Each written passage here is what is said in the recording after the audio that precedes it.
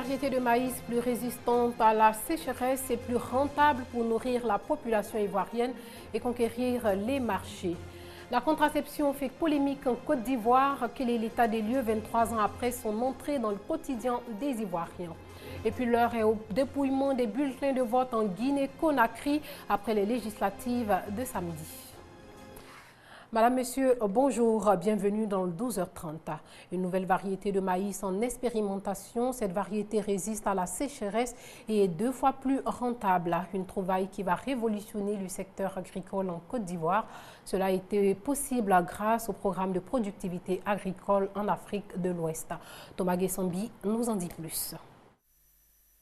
Le maïs.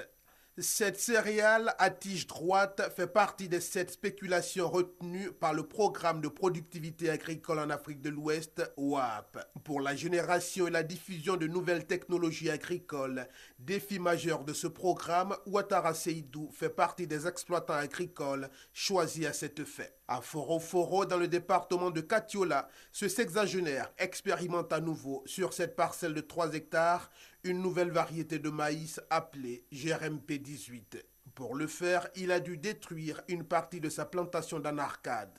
Et pour lui, cela en valait la peine. Cette semence, il résiste à la sécheresse. Cette semence produit beaucoup que les autres semences. Il fait 95 jours. Ouattara Seydou produit aujourd'hui 4 tonnes à l'hectare et vend la semence à 450 francs CFA le kilogramme. Il réalise 2 cycles de production dans l'année. J'ai fait la semence du maïs dans le programme WAP. Vraiment, j'ai eu de l'argent cette année.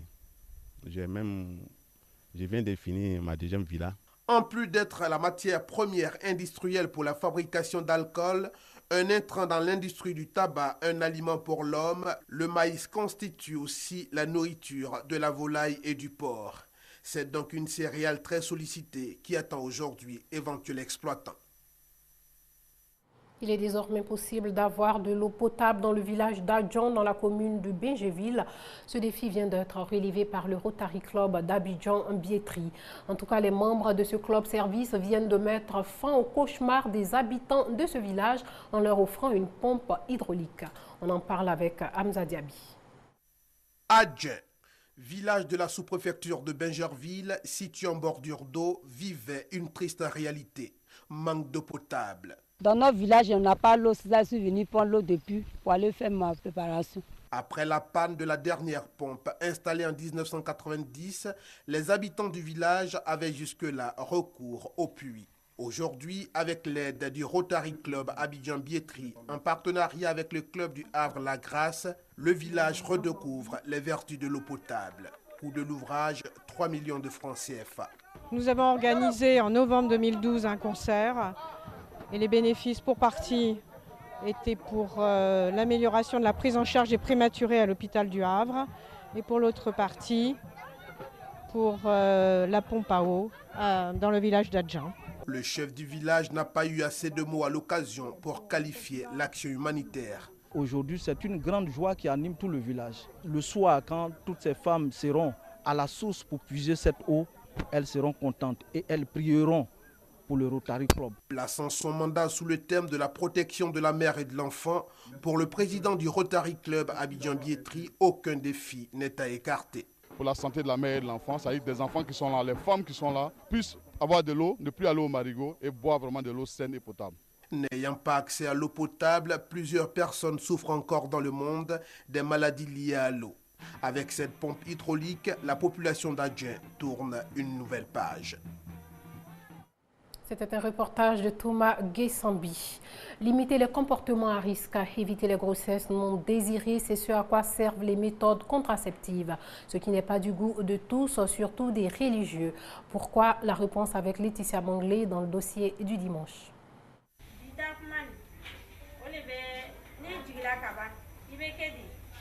Une leçon en langue malinké. C'est l'option que cette sage-femme a choisie pour sensibiliser sur les méthodes contraceptives et le planning familial. Chaque matin avant la reprise du travail, nous faisons ça pour que les femmes elles soient sensibilisées et afin de venir à l'hôpital. Et celles qui sont restées à la maison, arrivées à la maison, elles vont les sensibiliser à leur tour. Une tactique de communication qui porte apparemment ses fruits. Tout comme ces femmes, Awa Traoré, jeune mère d'un enfant, se rend elle aussi régulièrement au centre de santé de son quartier, histoire d'être mieux outillée pour le choix de sa méthode contraceptive. Ce que la femme a dit là, je préfère la piqûre. Quand tu prends la piqûre pendant 3 mois, tu es tranquille. Pour Awa Traoré, le choix est clair. Les injectables pour être à l'abri d'une grossesse non désirée pendant au moins 3 mois. Une méthode peut être efficace, mais pas assez selon bien d'autres femmes qui, elles, ont opté pour d'autres types de contraception. J'utilise le stérile parce que si je fais piqûre, ça ne va pas à moi. Donc quand je fais ça, je vais bien à mon mari et puis il n'y a pas de problème. Moi, j'ai choisi la piline parce que ça va à moi. Ça évite la grossesse et puis c'est moins cher. Pour moi, le préservatif, c'est le meilleur moyen de contraception. Moi, j'utilise les préservatifs. C'est pas aussi sûr, mais c'est un peu fiable quand même. Et les hommes sans qui la femme ne saurait connaître la fécondation ont aussi leur avis sur le sujet. Moi, je préfère les préservatifs parce que ça évite beaucoup de choses. Voilà, et beaucoup d'enfants. Moi, déjà avec le préservatif, je pense que ça m'évite déjà plein de problèmes. Voilà. Je préfère qu'elle soit sur les pilules. Ouais, c'est notre manière à nous aussi de pouvoir éviter les grossesses non désirées. Moi, je préfère utiliser les préservatifs parce que c'est simple à utiliser. Et puis, c'est beaucoup plus sûr et aisé. Wow. D'un contraceptif à l'autre, l'objectif est le même. Éviter au maximum les grossesses non désirées. Justement sur la question, l'Organisation mondiale de la santé révèle que 3500 cas d'avortement sont signalés chaque année en Côte d'Ivoire, causant plus de 500 décès. Des chiffres qui placent la Côte d'Ivoire en tête des pays subsahariens en matière de mortalité maternelle. C'est pourquoi depuis plus de 20 ans, l'Agence ivoirienne pour le bien-être familial, AIBF, s'échine à promouvoir les produits contraceptifs. Il est très important pour une femme de faire la planification familiale parce qu'après un accouchement, elle a le temps de récupérer sur le plan santé et avoir le temps nécessaire pour s'occuper de son bébé, de son nouveau-né, jusqu'à au moins 2 ans. Elle a aussi le temps de s'occuper de son mari, de sa famille, et aussi de faire d'autres activités. Les contraceptifs, une alternative aux avortements et autres comportements à risque, mais qui ne rencontrent pas encore l'adhésion dans certaines religions, cas de l'Église catholique. L'Église catholique refuse tous les moyens de contraception qui ne sont pas naturels. L'Église catholique recommande l'abstinence et la fidélité. L'islam, par contre, admet les contraceptifs, mais à quelles conditions? En islam, la contraception est autorisée dans un cadre bien précis qui est le mariage. Donc on ne peut pas parler de contraception en dehors du mariage. Pour ou contre les méthodes contraceptives, la question ne se pose plus. Aujourd'hui, l'heure est à l'espacement des grossesses désirées bien sûr et au rejet catégorique de celles non désirées. L'heure est aussi aux nouvelles technologies de l'information et de la communication. Un enseignant, un ordinateur, c'est l'opération lancée par le ministère de l'Éducation nationale en vue de doter les enseignants et le personnel du système éducatif d'un ordinateur, ce qui va leur permettre de se familiariser avec les nouvelles technologies de l'information et de la communication et aussi améliorer leur rendement. Hamza Diaby nous en parle.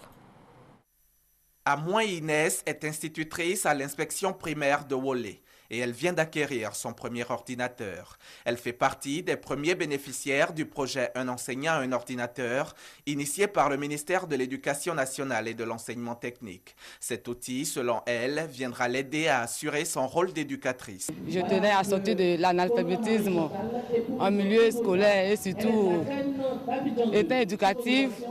J'ai trouvé mieux d'appartenir au village planétaire afin de pouvoir donner une bonne éducation aux enfants que nous avons en charge. Familiariser les acteurs du système éducatif ivoirien à l'outil informatique et aux technologies de l'information et de la communication. Voilà la vision de la ministre Kandia Camara. Le projet Un enseignant, un ordinateur, conduit par la direction de la mutualité et des œuvres sociales en milieu scolaire, connaît un grand engouement Seulement un mois que le projet est lancé et déjà 2500 souscripteurs. On a fait des missions à l'intérieur du pays, informés du fait qu'aujourd'hui, personne ne serait resté à marge des TIC.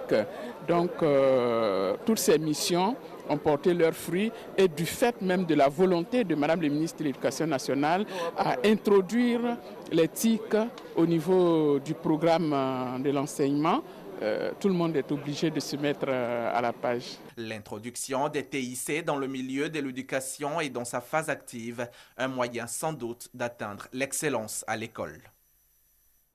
Et puis le ministère de l'Environnement, de la Salubrité urbaine et du Développement durable veut mettre en place des indicateurs de développement durable en Côte d'Ivoire.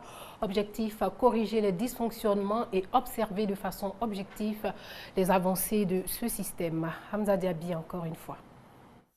Du sommet de la Terre à Rio en 1992 à celui de Rio + 20 en 2012, les systèmes d'indicateurs sont identifiés comme des outils privilégiés. Ils servent à mesurer l'état et l'évolution des principaux paramètres du développement durable. En Côte d'Ivoire, l'on note l'absence d'indicateurs de développement durable, ce qui ne permet pas au pays de suivre objectivement les différents progrès dans le domaine et d'apporter les réponses appropriées pour corriger les dysfonctionnements. En vue de pallier cette situation, tenue d'un atelier pour la mise en œuvre d'un outil capable d'aider à la consolidation du développement durable en Côte d'Ivoire. On ne peut pas faire un rapport, on ne peut pas vérifier les progrès de la mise en œuvre du développement durable sans indicateur. Donc l'indicateur nous donne des informations pertinentes, nous donne les éléments qu'il faut à tout citoyen, à tout administrateur, de pouvoir mesurer les progrès, de pouvoir apprécier les manquements quant à la mise en œuvre du développement durable dans notre cher pays. Nous allons cibler des thématiques, par exemple le changement climatique. Comment savoir que la Côte d'Ivoire subit l'effet du changement climatique?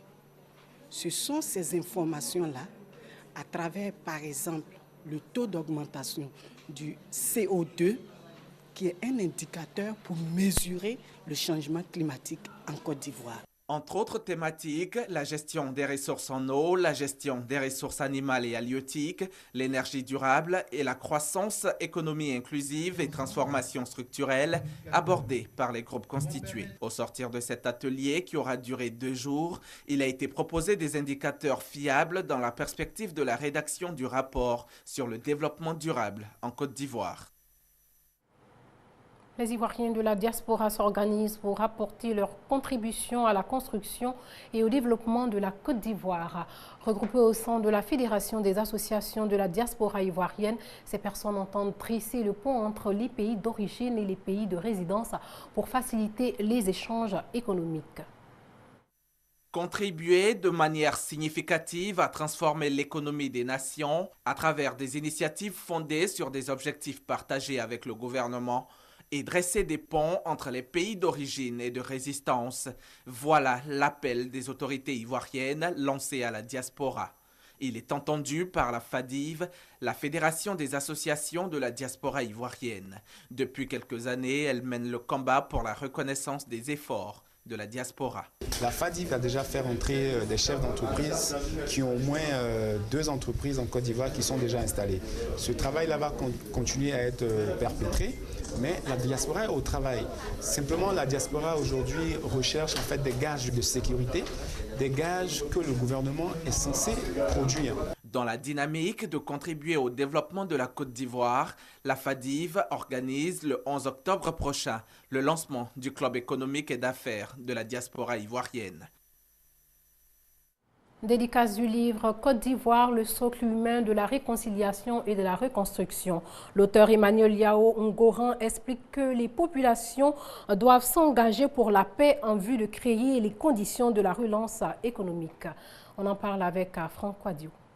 C'est sous le portrait de celui que les Ivoiriens appellent l'apôtre de la paix qu'Emmanuel Yao Ngoran est venu présenter son dernier livre, Côte d'Ivoire, le socle humain de la réconciliation et de la reconstruction. Un livre qui prédit un avenir lumineux à la situation post-crise. En lisant ce livre, sans nous laisser aller à la passion, ces différentes ressources que nous avons, nous arriverons à aller progressivement à la compréhension pour magnifier nos éléments de convergence et laisser de côté les différences. Tout y est, à mon modeste avis, ce que je pouvais donner de meilleur de moi-même, je l'ai fait dans ce livre. Pour les éditeurs, l'angle choisi par l'auteur est pertinent. Voici un livre qui vient nous faire comprendre que notre diversité doit être pour nous une richesse et que nous ne pouvons pas continuer à croire que nous sommes différents. Le public a salué ce travail qui, selon nombre d'observateurs, cristallise tous les espoirs. Je pense que le livre là peut apporter quelque chose à la Côte d'Ivoire surtout. Tous les lecteurs qui vont lire ce livre sauront que, en fait, en Côte d'Ivoire, nous sommes un, même s'il y a plusieurs ethnies, mais nous sommes venus de la même souche et que pour cela, on doit vivre ensemble. Dans la recherche de solutions pour restaurer la cohésion sociale et recréer l'harmonie au sein de la société ivoirienne, l'œuvre d'Emmanuel Yao Ngouran pourrait servir de socle pour la réconciliation et la reconstruction de la Côte d'Ivoire. C'est tout pour ce midi. Merci de nous avoir suivis. Portez-vous bien.